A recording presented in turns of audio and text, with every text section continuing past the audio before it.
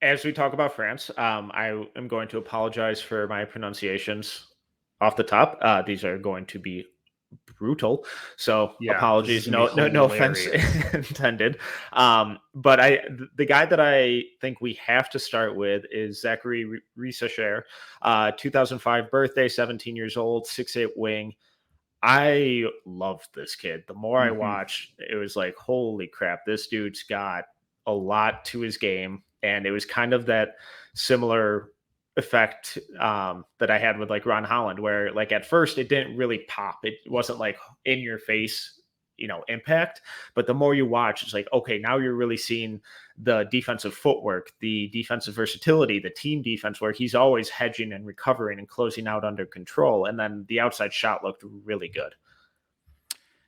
The more once he started showing up, I was like addicted to it. I was literally like, okay, I need him to get the ball every time. I need to, because he just kept showing some stuff, and I was like, boy, that size with that mobility, moves well. I liked how he played. I thought he played with really good feel. I just thought he Yeah. was always kind of like understanding of where he wanted to go and where the ball was supposed to go, and did a great job of reacting.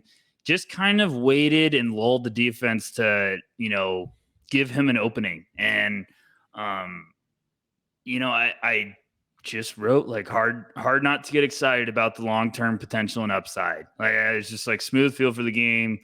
Um, I thought like he's quick, but I was like he just needs to get a little bit more like explosiveness and kind of the, Yeah. if you want to say it, he just needs to learn to use the gears a little bit more. Like he showed plenty where I was like that was really really dang impressive. And I absolutely, he was one of those guys I was like woo, like when I was done watching all this film I was like okay, 35 on France. That's the number I'm remembering. And yeah, I really really liked him. You understand why people are buzzing about him. Um, it's just I know. Like I was just like, oh, this is an easy one. Like I really like his game, because he just kept making plays all over the court. Where it was the outside shot, it was defensively, it was moving off the ball or attacking the lane. I was like, damn, that is a prospect. I was just like, yes, all right, because he averaged 10, 4, and 2 in 20 minutes, 56 and 37 shooting splits. I was just like, hey, absolutely pencil that one in as a long-term prospect.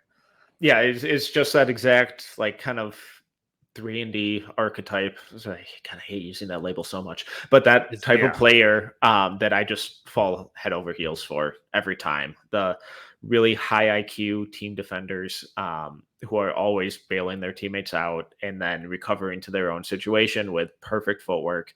It's like, God, it's just perfect defense. And I just loved every second of it. Um, he's going to be a guy who I think it is going to be up there with kind of Hugo as some of, two of the next top international prospects in the upcoming, was that 2024 NBA draft, or whenever they're eligible. I Whatever it think, is. Okay, yeah, everyone calm down. All right. I think they're going to be two of the top names. And someone else who I think has the potential to be at the top of that list is Alexandre Sarr, Mm-hmm. 2005 birthday, 17 years old, 7 foot center, playing, or he played this last season at Overtime Elite. He will be there again this season. What were your takeaways with Sarr? I I was impressed. He doesn't move like a big. He Yeah. moves like he's a athletic forward, or one of those power forwards that could jump out of the gym. I kept seeing some tools. I kept seeing some flashes. I was like, I really, really like him. He's a little thin. He's 7 foot. He could jump out of the gym. He just kept popping. And I was like, okay, with him, there was plenty of flashes. I was just like, okay, are you trying to be a perimeter big, or are you trying to eventually be a downhill guy?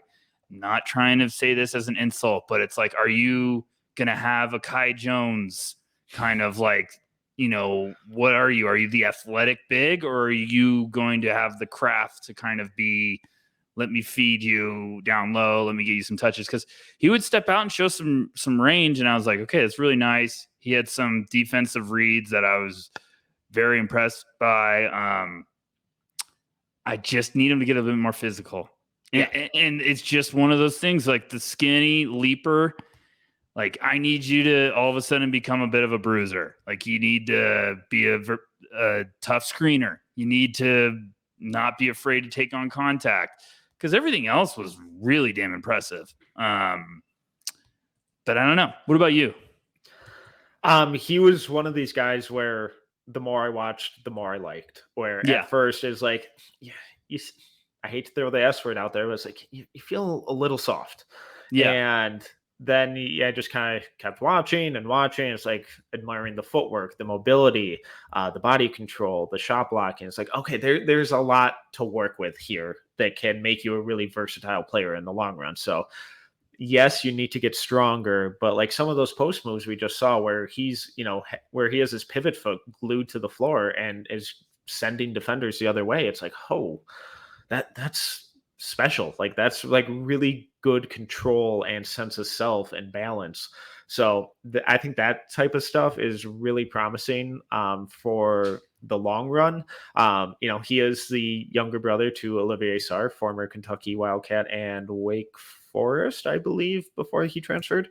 But he's just, like you said, he's a really fluid athlete, big time defensive playmaker. It felt like his defensive rotations and positioning has already taken a leap since that OTE, period or season ended. He kind of blended in a lot when he was at OTE, at least for me. And I felt like he kind of stood out a lot more during this tournament and kind of played to his strengths a little bit more. Yeah, I mean, I liked a lot, but I think, and I'm not trying to sound like an old man here, but like he averaged 12 points a game. He averaged 3.9 rebounds as a 7-foot big with athleticism. It's got to be higher.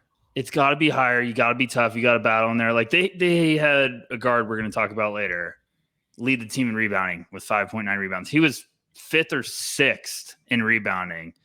So, I mean, you just got to figure it out. Like, it's tough for those big guys that they can shoot a little bit and they can do some stuff on the perimeter, like off the bounce. They want to play on the perimeter. You got to figure it out. Are you going to be a perimeter guy or are you going to try to battle inside? Because teams eventually are going to want you to battle. You're 7 foot and can jump out of the gym. You need to start using it. But I liked a lot. I just think you got to put some weight on, do you a little tougher, plenty of good stuff. Another player who I thought was pretty intriguing was their point guard, Ilan Pietrus. Yes, I'm so excited for some of these names you have to pronounce. I love this. 2005 birthday, 17 years old. You may recognize his uncle, Orlando Magic legend, Mikhail Pietrus, or no, it's Pietrus or Michael Pietrus. No, Metcalf is rattled because the announcers were saying that it was Pietrus, and I said no. I'm going off of the announcers' pronunciation, so if I butcher it, blame the FIBA announcers. So I'm going with Pietrus. What were your thoughts with him? He's explosive as shit. Sometimes he took the ball, like he would go off the bounce and I was like, holy crap. I was like, how are you supposed to stay in front of him? He was so damn fast sometimes. I was like, oh my gosh, like there's elite speed and then there's just 0 to 60 and that quick. And I was like, okay. I mean, he had some serious stuff with talking about like getting through traffic, just taking guys off the dribble, like hard takes to the basket. It's the classic thing of, I feel like when you see a lot of young guys like this, especially international guys, but there's also a lot of these guys in the States, like you fall in love with their game and you're just like, if only the outside shot comes around, if only the outside shot, because he's nasty. I really, really liked, I thought he had some creativity around the basket. What about you? I feel like you were really high on some of these guards from France, so I'm excited to talk about it.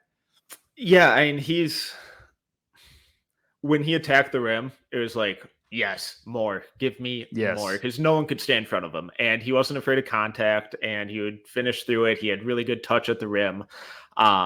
Like you said, that first step was like, holy shit!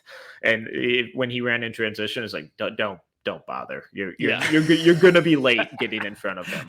Um, it's all about the outside shot, and I hate saying that because it sounds so cliche and it sounds lazy, but it is. When it went in, it looked really good, but his arc and trajectory on it looked significantly different every time. Where there would be shots where the mechanics look really good, and then he airmails it like 3 feet over the rim, and it's like, what the fuck was that? And it's like the next shot he drains. It's like, what are you doing, dude? Like, how are you this all over the place on, you're gauging the distance. So that it's kind of worrying. But the at rim finishing stuff was awesome. I loved his defense. I thought his footwork and screen navigation was really impressive. That's where he used his quickness to just get around screens with ease and then immediately get back in front of the guy. My only nitpick with his defense was that when guys drove, they kind of moved him pretty easily with just like a simple shoulder or just like stopping, and he would kind of continue to fly by. So he kind of would lose his balance on some of those a little too easily, but that's just nitpicking a little too much. But it's like, God, if that shot can get to anywhere near average, it's like this could be a guy. Yeah, I mean, I agreed with you about his defense. I wrote he has the tools to be a heck of a pest on both sides of the floor. I was like, yeah, because offensively he's just a nightmare because he's so damn fast. I mean, you think it's the sixth gear, and all of a sudden he just turns on the afterburners. You're like, where the heck is this coming from?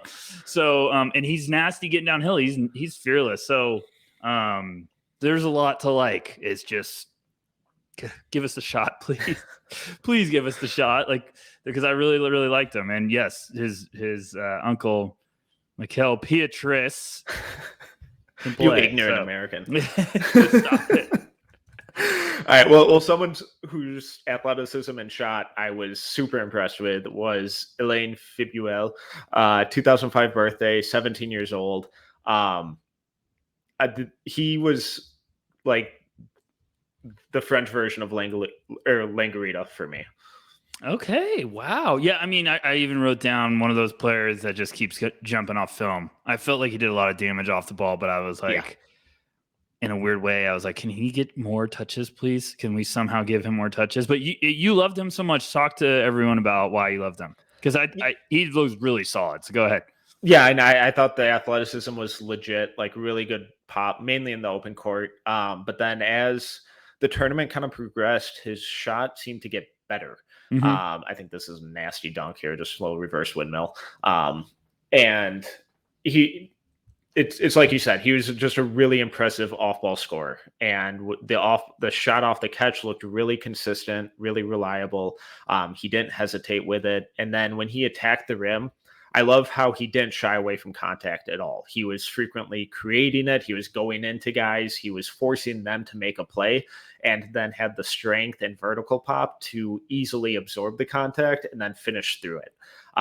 Defensively, like we've seen here, he's eager to jump passing lanes and get out and run, and then finish with an awesome dunk. I thought his rotations were pretty sound. I just thought he was really disruptive on kind of both ends of the floor, and showed a little more wiggle as a ball handler than I kind of anticipated. I don't think he's one of these guys that's going to end up breaking guys down in isolation, but in transition, he can give guys a little shake and lose them. And then attacking closeouts, he's got a little more to his ability to attack than just straight line stuff. He was funny because I felt like he just kept surprising me. Like, I don't know why, but every time he made a play, I was like, I was not expecting that athleticism. Or, just like the shot, you were like, it shot solid. And then all of a sudden you make a great defensive read and you're like, it's not that he's not, it's not like that he doesn't have a high motor. I just feel like he knows when to pick his spots. And like defensively, you just see him. He does a good job defensively. Then all of a sudden, he's just like off to the races, jumping a passing lane, and then throws down some of those dunks. And you're like, where did that come from? But the shot was solid. It was really just one of those guys where I was like, man, I just wish he would get the ball more. Like, because you really, it's one of those classic guys where I feel like he's wide open and he gets the ball. And if you're rooting for the other team, you're like, why do we leave this guy open? Like, if anyone, stop leaving him open. But I really, really like this game. I feel like you even messaged you like, I love him. And I like started watching. I was like, yeah, this guy, he can play. I also don't want to say his name because I want to listen back and make sure that you pronounced it right, because I don't even want to attempt that one. But no, really, really liked him a lot. The more I watched, the more I was like, okay, there's another name. Circle it. And I think someone who you really liked on France was Noah Penda. Yes. I'm going to need you to sell me on him because I was underwhelmed. I loved him. This is a guy that I talked about earlier with Ron Holland. You need the glue guys. And I watched Noah Penda, and every time he was on the court, he just kept making some plays. And it was one of those guys that he didn't jump at me until I did the thing where I was like, I'm going to start watching him. And he's just a bully. Like, he is just a schoolyard bully, throws his body. He's 6'7". He's a little doughy. He needs to kind of, build some muscle, and needs to get a little quicker, but he works his butt off. He averaged 7, 4, 2, and 2 in 18 minutes. But it's one of those guys where he kept jumping out to me without the ball. Like, he was like, I'm gonna figure a way to help out. I thought he would just throw his body into people for offensive rebounds. He would go to work there. I just kind of liked this game. I thought he's giving me Jeremy Sohan vibes, just with kind of like, he made some great reads, some playmaking upside. He understood his weaknesses, if you want to put it that way. And he understood like how to use fundamentals. Like, he had a couple ball fakes where I was like, that's just using, your intelligence. I love the fundamental vibes.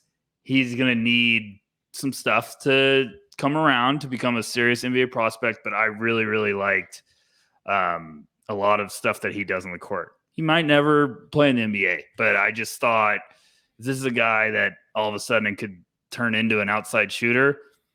Like, he's got a lot of stuff that NBA teams are hunting. I kept getting Grant Williams vibes from him, but Grant Williams, before he all of a sudden found the fountain of youth when it comes to an outside shot and went nuclear last year. But I just liked him. I thought he was nasty. I thought he was played the right way. He's just like, I'm gonna beat you up inside. But you didn't like him at all, and now I'm gonna cry for an hour. Now I'm gonna cry. I wouldn't say not at all. I really liked his first step, actually. There were a handful of plays where he would like face up at the elbow and then just one step past the guy in for like a scoop layup. Little inconsistent finishing on those. I'd like to see that be better. Again, he's 17, so shocker. Yeah. Then I kind of liked the touch on the outside shot, but it was really, really slow. It's like, long. He had to be wide open. Yes. And it's like, all right, you got to speed that up like tenfold here. Yes. For that to be an actual thing. But hey, if he does over the next 2 years, who knows? So I definitely think there are tools. I think there's a high level of understanding of the game. It's just, where are those leaps for him in these next couple of years going to be, and how extreme are they going to be? His vision is something that, like, he would get a defensive rebound and know exactly where the ball is supposed to go up the court. And I was just like, the timing he had of like, it was just like rebound, turn, and throwing it like full legged on the money. And I was like, he's done this like 10 times. Like, he needs a lot of stuff. Like, he's active defensively, but he's a little slow sometimes, but he's got active feet, active hands. He works his butt off. He's just got to get a little quicker. The shot is very slow loading. I don't hate the form. I just hate how long it takes. Because like, once he gets it up, it looks great. He's just got to be quicker. But no, I just really liked him. It was just one of those guys that I was like, I'm a fan of the sleeper appeal. Like, I was like, this is a guy that I really, really like.